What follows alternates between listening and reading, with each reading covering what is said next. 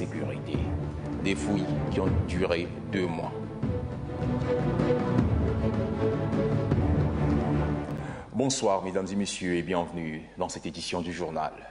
Le 53e anniversaire d'indépendance du Tchad a été célébré ce matin à la place de la Nation par une cérémonie de prise d'armes, une cérémonie présidée, comme à l'accoutumée, par le président de la République, Idriss Déby Itno. Ce matin, il a plu à N'Djamena, mais la pluie n'a pas pour autant ramolli la ferveur des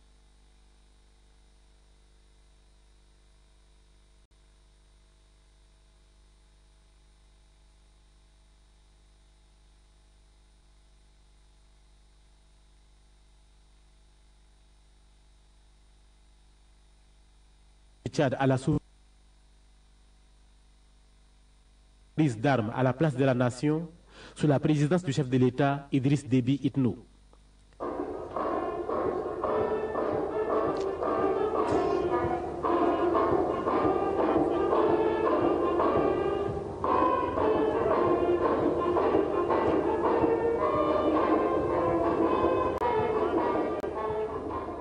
Passage en revue des troupes.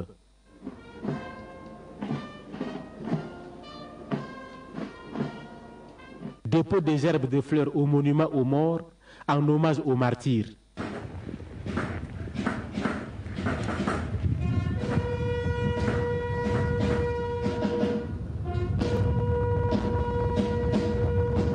Le 53e anniversaire de l'indépendance de la République du Tchad, c'est également un défilé militaire auquel ont pris part les différents corps des forces armées et de sécurité et les paramilitaires sous la supervision du commandant de troupes Abdoulaye Dikwa. En cette matinée du 11 août 2013, la pluie était également au rendez-vous. Une pluie battante qui n'a pas émoussé l'ardeur des soldats à parachever cette cérémonie. C'est sous le regard admiratif du couple présidentiel et du parterre de personnalités constituées des membres du gouvernement, des représentants des grandes institutions de la République, les corps diplomatiques, les représentants des partis politiques, la société civile, que l'armée nationale a fait la démonstration de son art.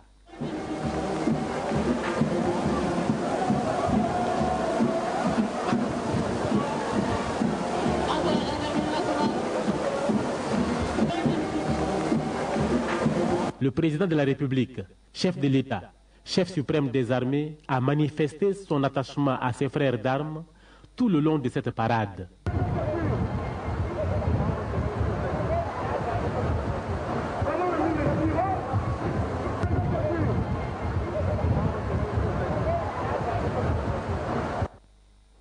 Parmi ceux qui ont pris part à cette cérémonie du 53e anniversaire de l'indépendance, il y a ceux qui ont vécu la journée du 11 août 1960.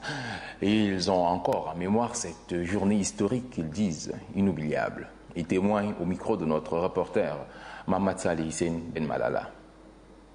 Cette fête me rappelle un souvenir mémorable. À la veille de cette journée, quand l'indépendance du Tchad a été déclarée, après les représentants du gouvernement français à l'époque, le président Tobalbaye avait dit, quand il a fini son discours, il a clôturé par dire « Vive le Tchad, libre et indépendant ». C'était émouvant. J'avais pleuré cette nuit. Là où nous nous trouvons actuellement, c'était le camp Koufra, c'était le camp militaire. Vous voyez, il y a une évolution formidable.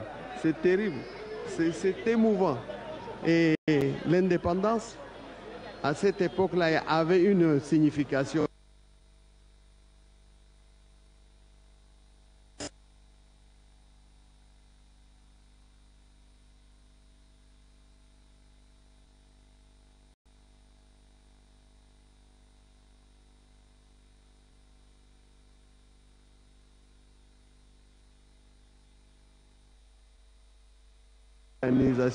De l'administration. Moi, j'étais instituteur, directeur d'école. Il fallait donc préparer la relève. Dans les années 60, cette fête s'est fêtée en janvier. C'est comme ce fut le cas parce que les gens ne peuvent pas laisser les travaux champêtres pour venir et puis être dérangés la pluie. C'était comme ça que toujours ça a été fêté en janvier. Et maintenant, c'est revenu en août et cette année, ça a arrosé. Donc ça nous rappelle les bonnes années qui sont passées dans les années 70.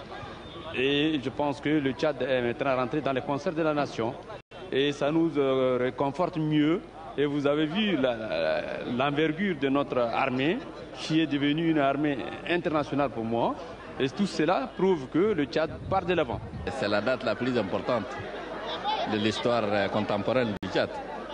Donc pour moi, ça ne peut pas être inaperçu et personne ne sera insensible ni indifférent à cette date. Il s'agit de la naissance du Tchad. Maintenant, on est dans le contexte de la Renaissance, mais la naissance du Tchad, personne ne doit l'oublier. Oh, bon, cette date rappelle beaucoup de choses.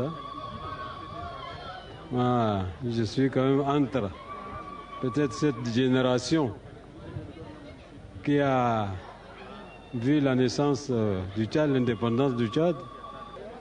Et je souhaite que les grandes actions qui ont été commencées par ces dignes fils du Tchad puissent continuer. Continuer surtout pour les générations à venir, pour cette jeunesse qui peut-être n'a connu qu'entre-temps la guerre, les affres de la guerre. Aujourd'hui au moins, elle voit de près ce qui se passe, le développement de ces pays. Et je pense que celle qui viendra par la suite également trouvera un Tchad assez prospère, assez développé, un Tchad digne qui occupe sa place dans le concert de la nation. À l'occasion justement de la fête nationale, le chef de l'État a reçu plusieurs messages lui exprimant les vœux de prospérité. Ce message nous vient de Giorgio Napolitano, président de la République d'Italie, Vladimir Poutine, président de la Fédération de Russie, Joachim Gauck, président de la République fédérale d'Allemagne, Jacob Zuma, président de la République d'Afrique du Sud,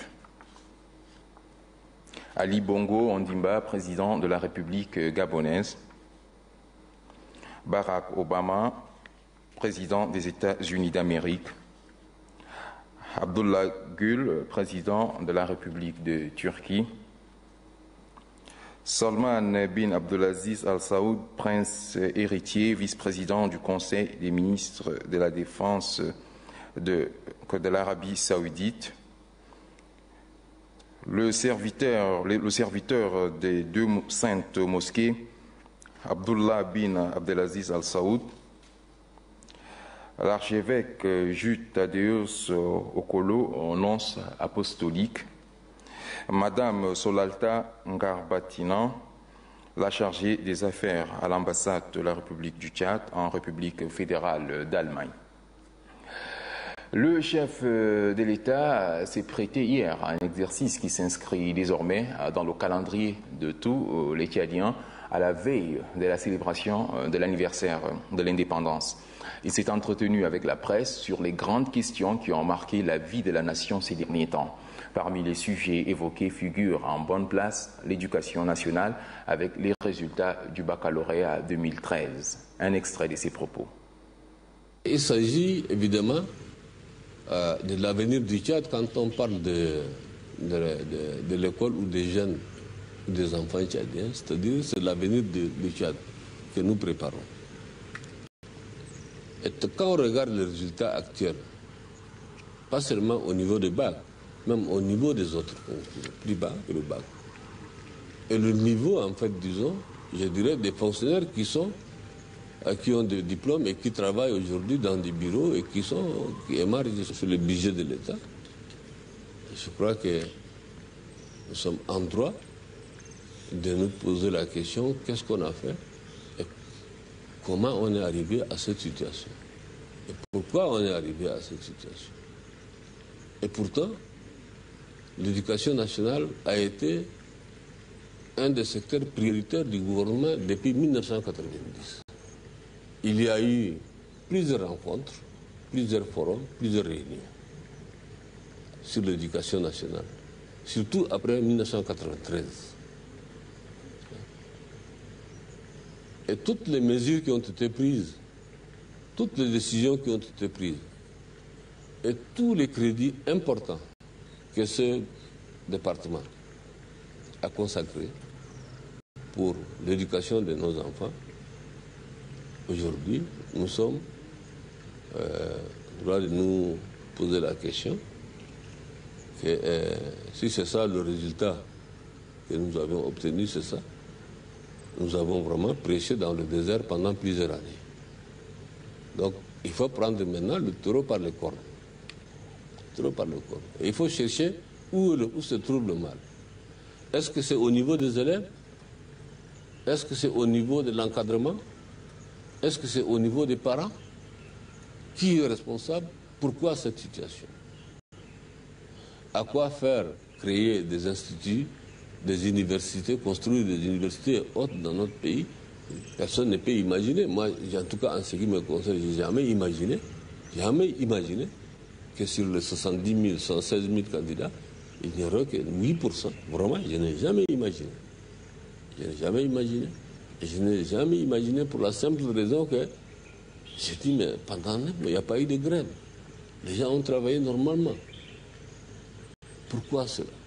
Le moment est venu, je crois, pour que le gouvernement trouve le plus rapidement possible la solution, sinon le remède, en fait, disons, le plus efficace possible pour assurer l'avenir du Tchad par une formation, par un encadrement et par la présence aux côtés du gouvernement des parents d'élèves en tout lieu et en tout moment. Bien. La cherté de vie au Tchad a également été abordée lors de cette conférence de presse. L'autosuffisance alimentaire sera l'une des solutions au problème de cherté des denrées alimentaires, a souligné le président de la République. Je vous propose de suivre un extrait de ses propos. Nous avons, au niveau du gouvernement, pris un certain nombre de décisions, mené un certain nombre d'actions. Certains ont apporté de quelques réponses, d'autres n'ont pas apporté de solutions définitives. Donc, c'est une question qui est d'abord mondiale, sous-régionale, et puis le Tchad ne peut pas être épargné par cela, par ce qui se passe. Nous faisons partie de cette communauté internationale. La morosité économique aujourd'hui financière en Europe et autres, ça nous frappe de plein fouet, nous aussi. Ça nous frappe de plein fouet. Et du reste, vous savez que le Tchad n'exportait pas beaucoup en son temps pour son autosuffisance alimentaire. Surtout produisait localement, n'est-ce pas, du mil ou du gros mil. C'était le dé, je pense que celle qui contribuait à l'alimentation des Tchadiens en son temps. Aujourd'hui, les choses ont évolué. Les Tchadiens, aujourd'hui, ne veulent pas simplement la boule de mil ou bien du gros mil ou du petit mil. Ils veulent manger du riz, ils veulent manger, je ne sais pas, du pain, du paris. Donc, les choses qu'il faut aller chercher ailleurs. Et n'oubliez pas que nous faisons partie des pays qui ont libéralisé leur économie. Notre système économique est un système économique libéral. Quoi qu'il en soit, le gouvernement est responsable. Mais la marge de manœuvre est assez réduite, en fait, disons, du fait que nous avons donc volontairement créé cette situation par la libéralisation économique dans notre pays. Nous devrions continuer à nous battre. Le gouvernement doit continuer à se battre, doit continuer à avoir un dialogue permanent avec ces commerçants, même véreux là, avec ces commerçants véreux.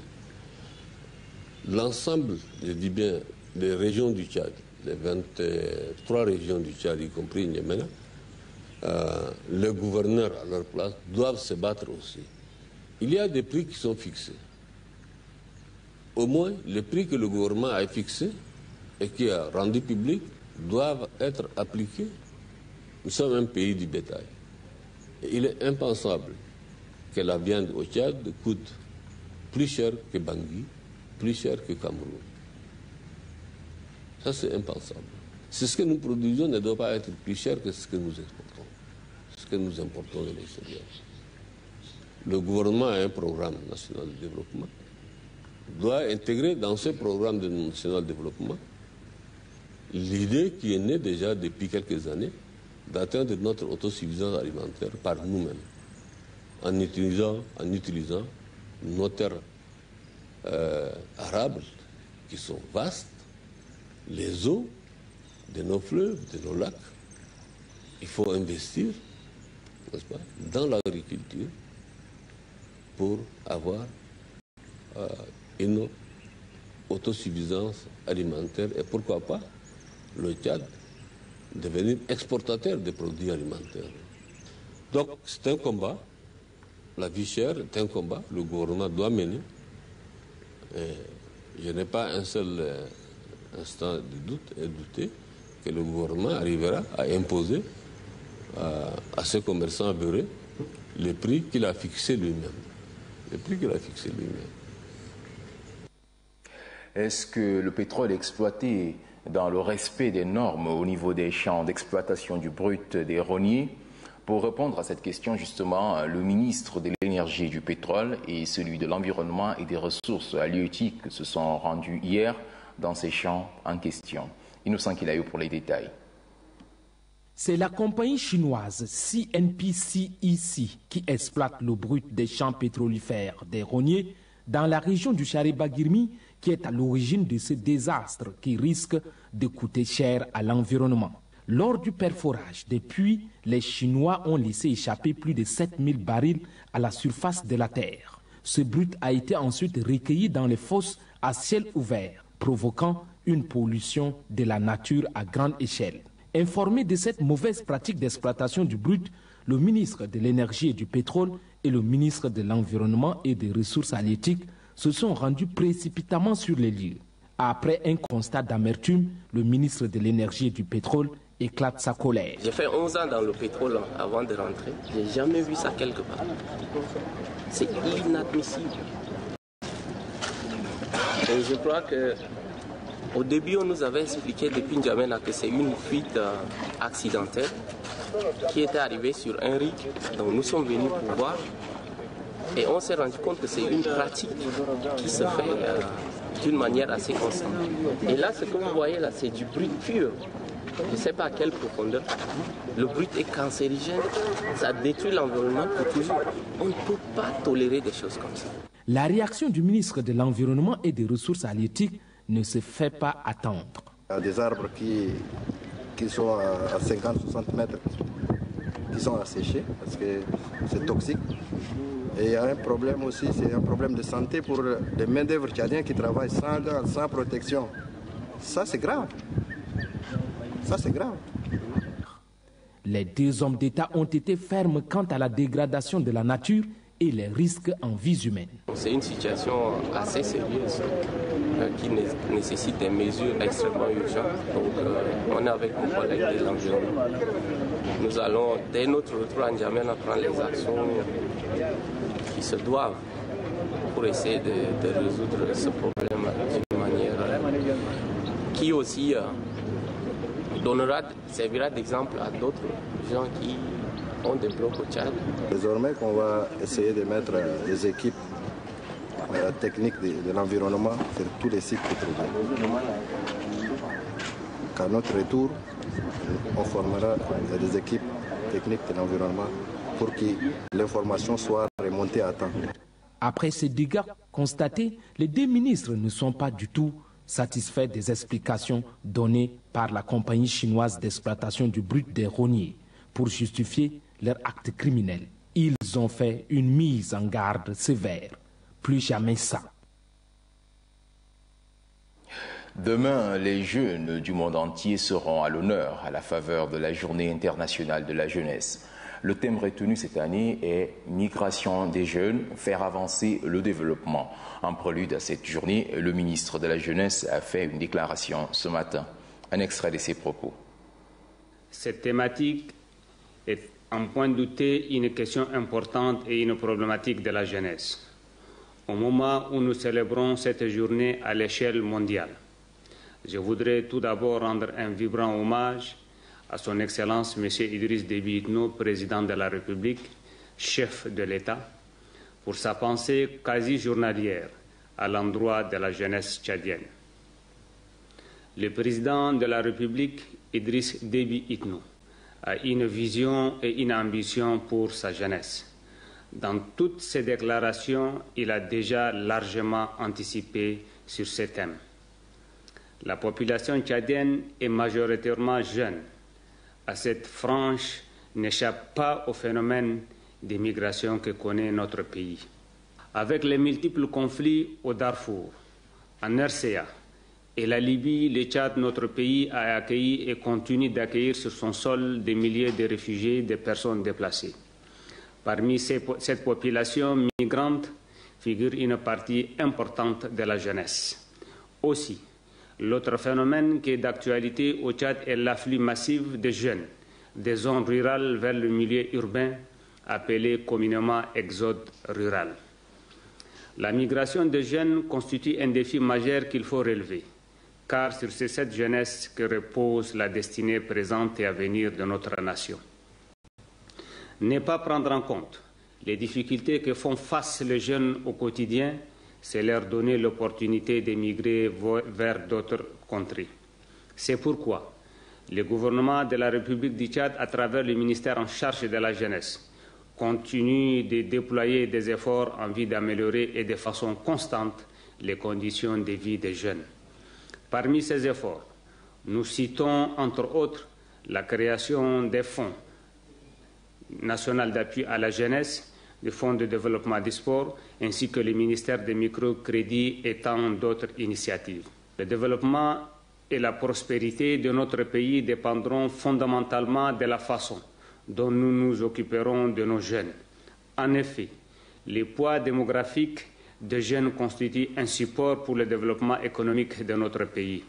Permettez-moi de vous rappeler qu'avant de devenir leader de demain, vous êtes les acteurs incontournables de développement du présent. Vous devez donc savoir que de par votre engagement, votre travail, votre sérieux et votre dynamisme dépendra l'avenir de notre pays, le Tchad. Le gouvernement de la République du Tchad mettra tout en œuvre pour accompagner les initiatives tendant à promouvoir la jeunesse tchadienne.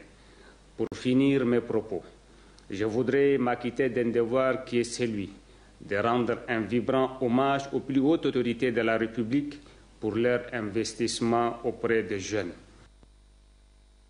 Plus de 200 militants de l'UNDR du Wadaï ont rallié le MPS. Ceci au cours d'une cérémonie qui s'est déroulée à Abéché en présence des responsables, des militants du MPS ainsi que d'autres invités.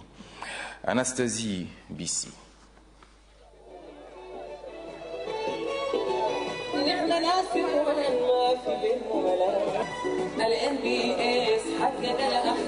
C'est dans cette ambiance tendue que les militants et militantes du MPS, Mouvement patriotique du salut, accueillent ceux de l'UNDR, Union nationale pour la démocratie et le renouveau.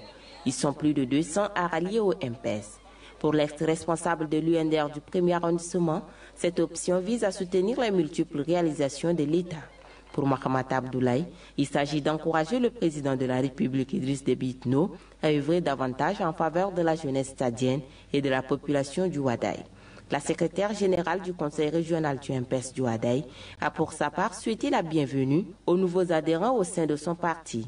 Baki Ibrahim Mohamed relève que les militants et militantes du MPS sont tous au même pied d'égalité et ceci est régi par le statut et règlement du MPS, a-t-elle ajouté. Elle convie donc les militants et militantes de son parti à cultiver la tolérance, le pardon, à prôner la paix et à œuvrer en vue des élections futures. Une importante quantité de stupéfiants a été saisie par les forces de défense et de sécurité après 2 mois de fouilles dans la région du Moyen-Chari. Ces drogues ont été incinérées au cours d'une cérémonie qui a eu lieu hier à Sarre, en présence du gouverneur de la région du Moyen-Chari et du procureur de la République. Les détails avec Estelle Abdelkader. Ce sont au total 3 sacs de drogue, plusieurs dizaines de plaquettes de tromol et bien d'autres stupéfiants qui ont été saisis par les autorités du Moyen-Chari. Ces produits nocifs saisis résultent d'un travail abattu par les forces de défense et de sécurité de la dite localité. À la faveur de cette cérémonie d'incinération, le gouverneur du Moyen-Chari a salué l'effort des forces de l'ordre. Avec ces stupéfiants, les délinquants se croient invulnérables presque. Et ça les amène beaucoup à commettre des actes de malveillance, de banditisme et autres. Donc, comme je dis toujours, la sécurité c'est un tout. Il y a lutte contre la sécurité aussi. Donc, en plus d'essayer de sauvegarder l'état physique de la population, nous essayons de couper un peu l'herbe sous les pieds des malfrats, parce que ça participe aussi au trafic transfrontalier. Parce qu'aux premières informations, ces produits nous arrivent de l'extérieur. Pour le procureur de la République auprès du tribunal de première instance de Sarre, la lutte contre la drogue fait partie des priorités de la politique pénale du gouvernement. Même les médicaments qui sont vendus de façon illégale feront l'objet de la même lutte et les auteurs seront sanctionnés avec la même rigueur de la loi. Selon Mahmoud Idriss, les distributeurs et les consommateurs détenus seront déférés et répondront de leurs actes. À l'occasion de l'an 2 de l'investiture du président de la République, Idriss Déby Itno, à la magistrature suprême, le 8 août dernier, les jeunes de Gounougaya, chef-lieu de la Kabia, ont planté plus de 3500 arbres. Une action qui s'inscrit dans le cadre de la lutte contre la désertification. Cérémonie qui a été présidée par le préfet de la Kabia. Nous allons revenir sur cet élément dans nos prochaines éditions. Avant de boucler cette édition, mesdames et messieurs, la lecture d'un décret. Décret portant nomination d'un conseiller à la présidence de la République.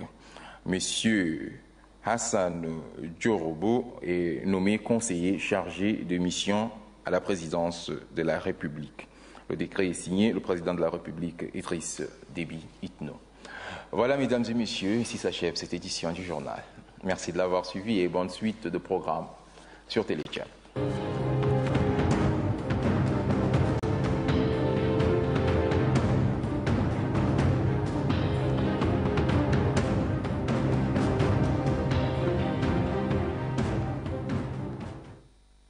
عاصمة الحب والجمال والحنان الدافئ فيك نلتقي عند أغنية الوطن.